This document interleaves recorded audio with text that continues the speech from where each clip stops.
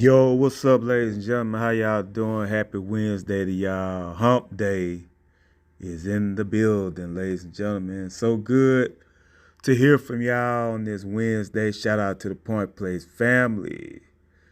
Shout out to Bobby Reezy. Shout out to M Breeze and my little homie. Shout out to my niece Naya. Shout out to my sister. I love all y'all. Thank y'all for listening to me on the point of view on this Wednesday. Man, so much to talk about, but I'm going to split this up and talk about all wrestling next Thursday. I'm just playing. I'm going to talk about most of that tomorrow on Thursday's point of view.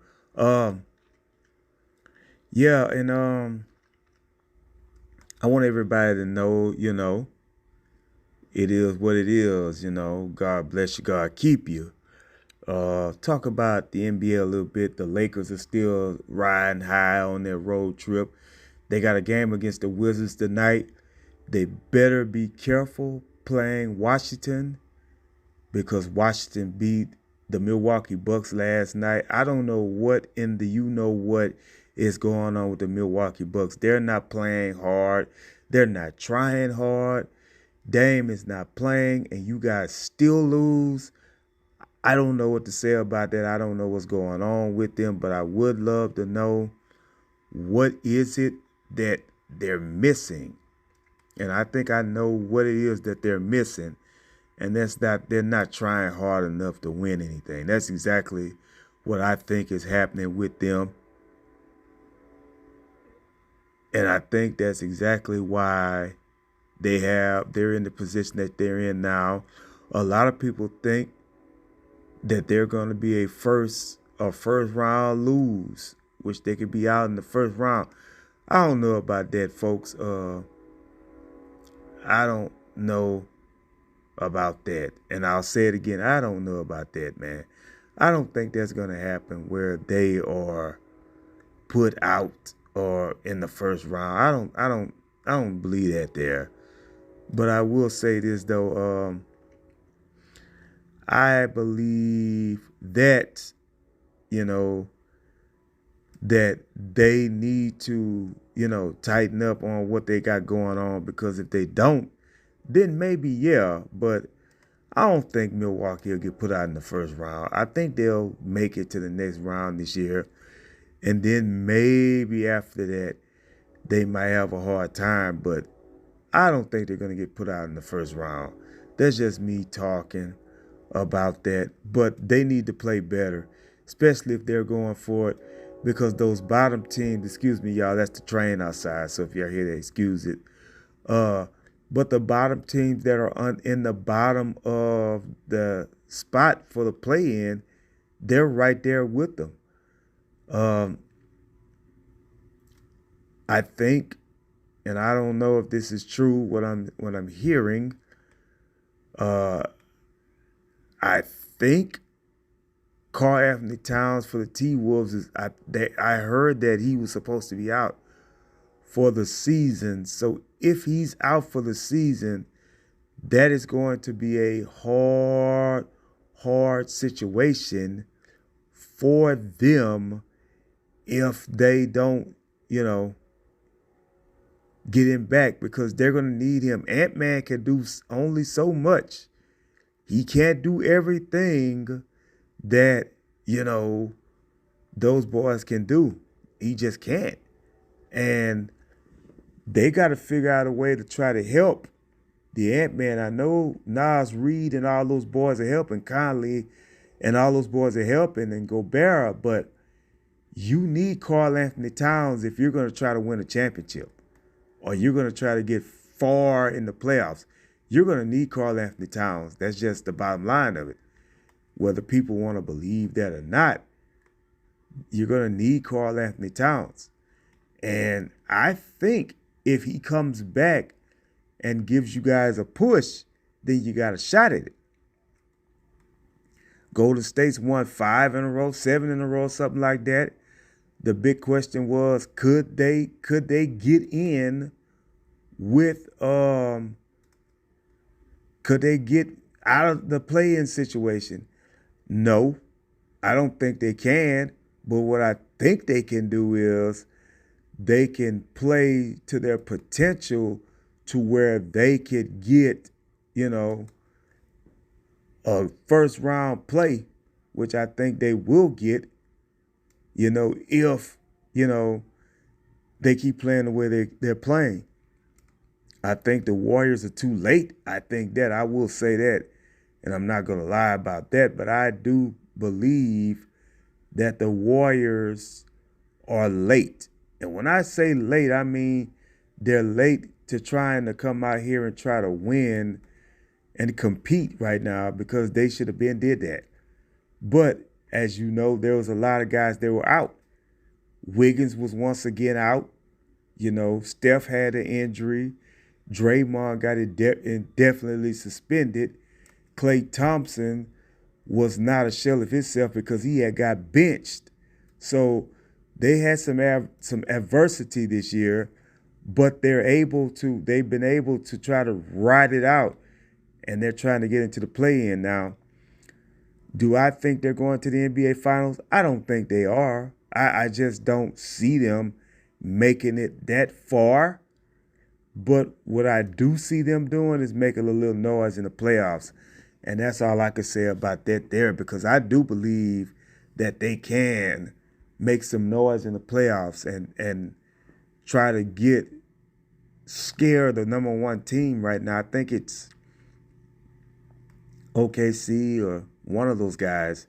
I have to look at the standings again, but I do know that the bottom consists of the Phoenix Suns, the LA Lakers, the Golden State Warriors, and the Houston Rockets. Those are the teams right there are playing for a chance to get in the play-in to get to the playoffs.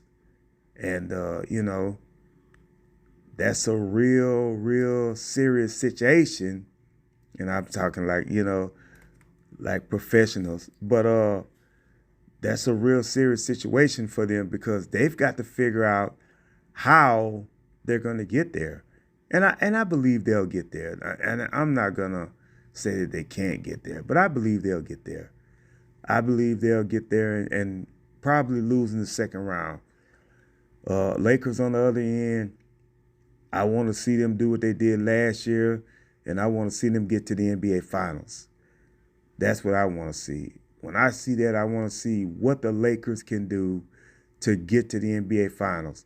LeBron's playing great, just as well as Anthony Davis is playing great.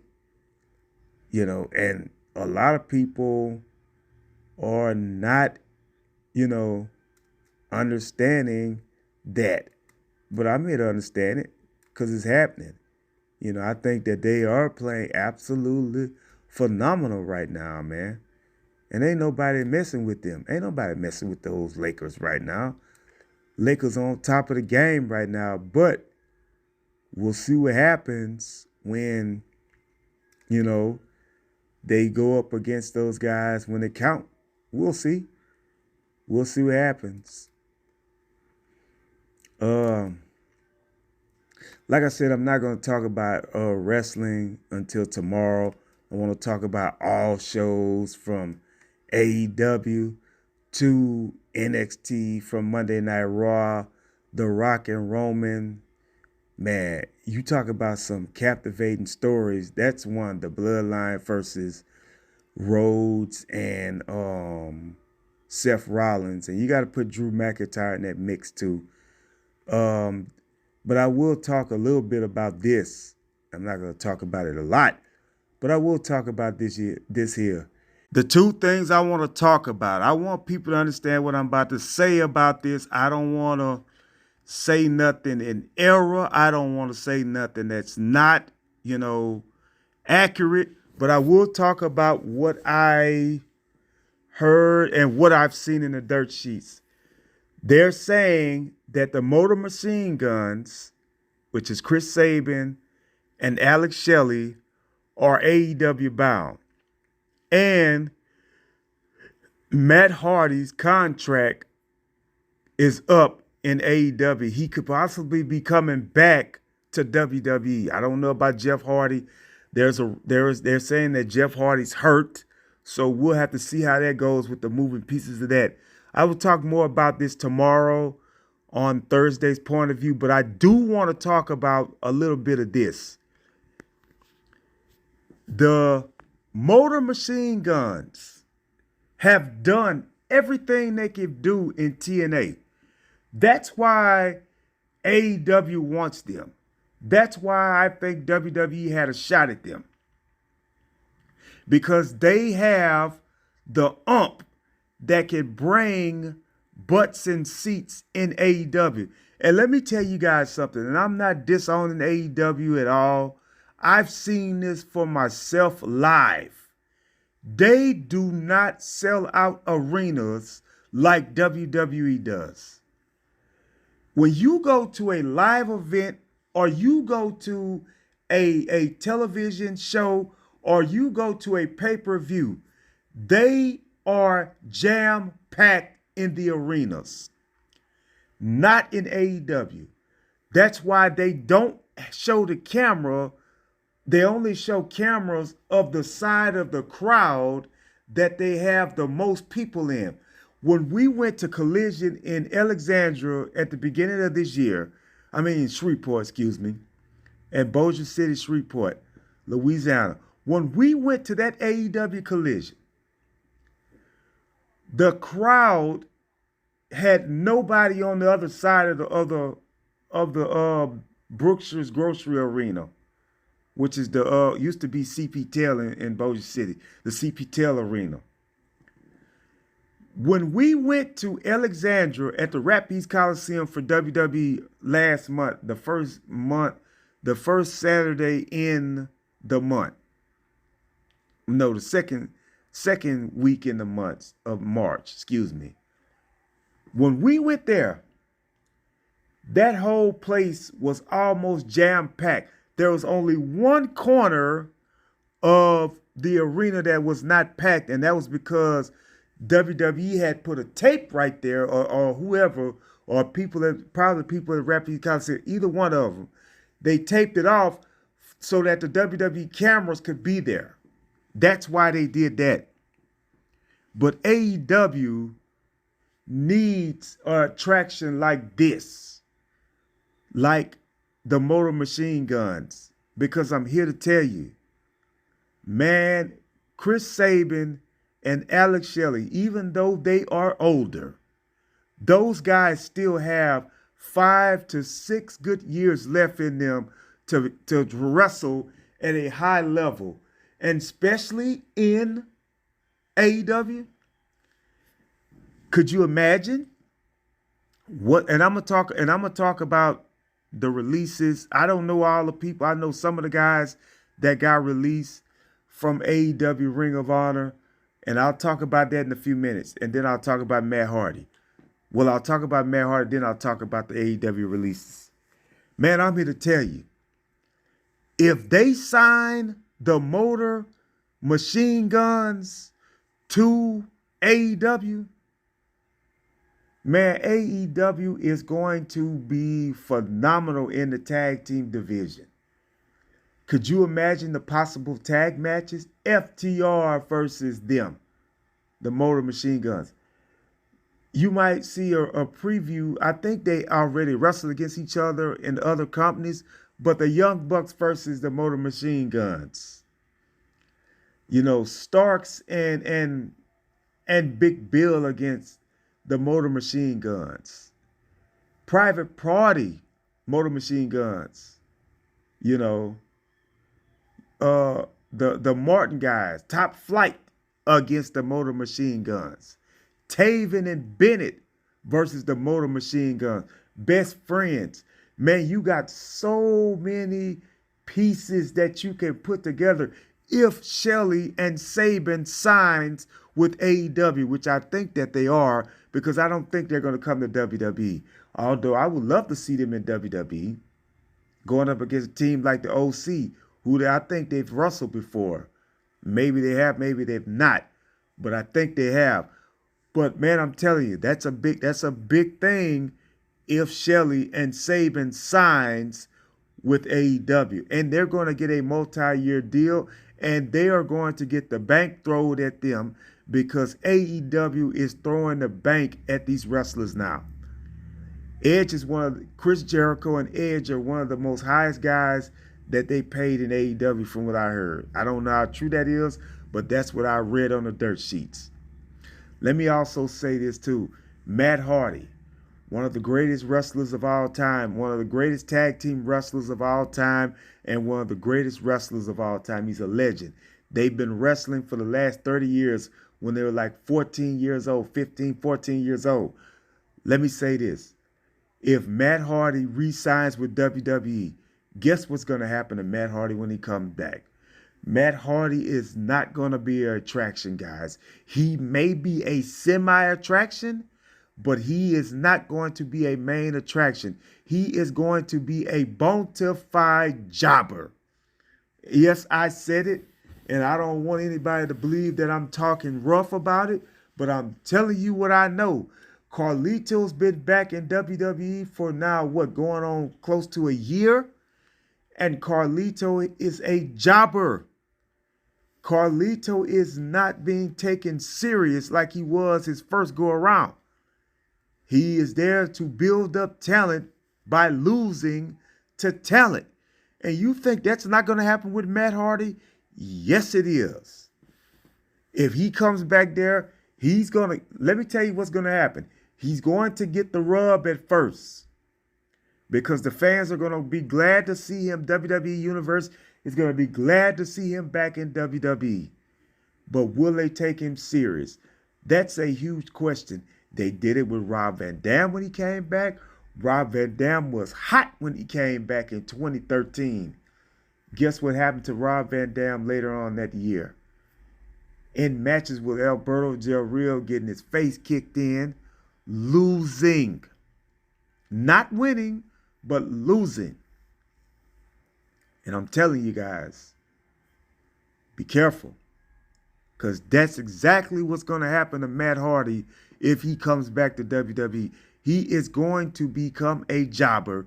He's going to be just like Shawn Spears is right now in NXT and Brian Pillman Jr. In fact, you don't even see Brian Pillman Jr. right now. But I'm telling you, this is the type of stuff that happens when you leave a company and you come back. Matt Hardy left WWE. I don't think he left on bad terms. I think he was upset about what they did to his brother Jeff, and they took the punishment out on him because of what happened with Jeff Hardy when Jeff Hardy walked out of WWE at a live event. Nobody remembers that, but I do. That's why he's in AEW, because of that scenario right there. That little stunt that he pulled at a live event, he walked through the crowds during the match, walked through the crowds and walked out. And after that, you did not hear Jeff Hardy's name no more in WWE. It was over with. They gave him what they wanted. They gave him his little song and all that there. And he danced right out of WWE. It's true. And I'm hoping that they don't do that to Matt Hardy, man, because Matt Hardy's one of the best wrestlers in the game. He had a nice little stick going on in AEW, HFO, where he was in charge of Jordan Joel, who got released from AEW, he had a whole crew of guys. But Matt Hardy's what it is. And I'm hoping that they don't job him if he does go back to WWE. Or if he goes to AEW, they need to take him a little more serious. He's not there to win any championships, but he's there to build talent, but make him be a household name again. I'm not saying he's not one, but he's not the household name that he used to be. It's just that plain simple. All right. Speaking of off of Matt Hardy, the ring announcer Dasha got released. I think Stu Grayson got released.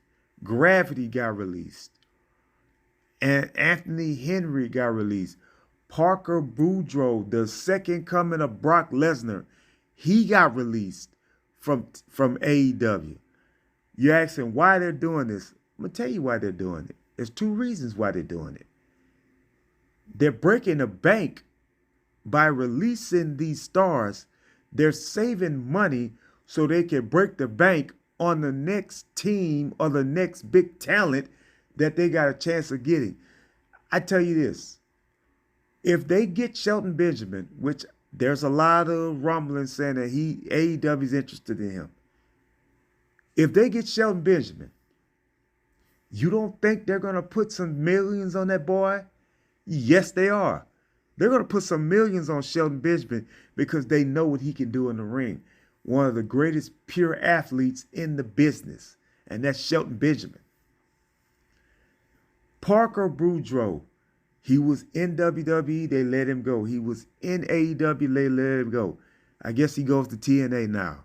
Or he come back to WWE, one or two. Man, I hadn't seen Jordan Joel since AEW Dark and Collision went off the air. Because he was a regular on there.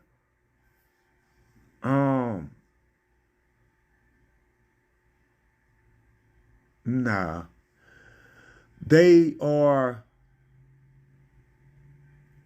ready for the spotlight. I'm talking about the guys that AEW is trying to get recruit.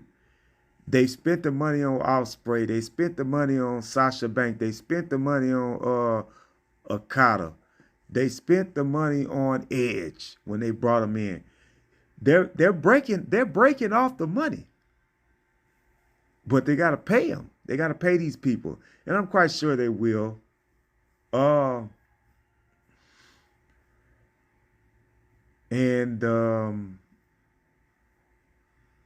else can I talk about for a few minutes? Oh, ladies and gentlemen, again, thank y'all for listening to me on YouTube and Spotify as well, along with The Point. I just wanna give you guys your flowers. Thank you so much. Appreciate it so much. Love all of y'all. Thank y'all for coming through and just listening to The Point of View. But I would like to hear you guys comment on this at times. Tell us tell me and tell us what y'all want to hear about in the sports realm, because I got a lot of sports realms I could talk about. And before I leave, I want to talk about this here. There's still a conversation between these three guys: LeBron James, Michael Jordan, Kobe Bryant. Let me tell y'all guys something. Michael Jordan was athletic from 84 all the way to 2003. Michael Jordan was still athletic playing for the Washington Wizards. And I still haven't done the podcast on the Wizards, on MJ Wizards' greatest games. I will. Kobe Bryant was athletic. Yes, he was. Kobe put 20 years in the league, but for the last 2 or 3 years, he started declining. You know, after he won that 5th championship, the Lakers were not able to get back there until LeBron came. And the reason being was because not only of who they had playing with Kobe at times, their team, he had some great teammates with the Lamar Odoms and Paul Gasol and Artest and all those boys, and Trevor Ariza, and all those boys. But I'm here to tell you, the Lakers had started dropping. They had started dropping. And when they started dropping, that was it for them at that time. They couldn't come back and get what they needed to get until LeBron came there, and it took him 2 years to do it. They had to get AD, but they got it done. They went and got a lot of role players. Congratulations to the late, not the late great, but to the great Roger Rondon for retiring. He called out his retirement. I know he's going through a lot of tough times right now, but hey, he retired from the NBA. He's the only person I know that won a championship with Boston and LA. There's not too many people that does that. So that's a very, very interesting accolade that Rondo has. But they're comparing Jordan to LeBron, Kobe to LeBron. Now, this is where the difference comes. LeBron James has been to the championship 10 times and lost 6. And I've been right there with him every time he lost. I say if he goes down, I go down. I stick with LeBron through it all. Kobe won 5 championships. He went 5 for 7, and he lost to the Pistons and to the 08-09 Boston Celtics with Paul Pierce, Ray Allen, and KG were the 3-head monsters. If you want to add 4, you can add Rondo. But I'm telling you,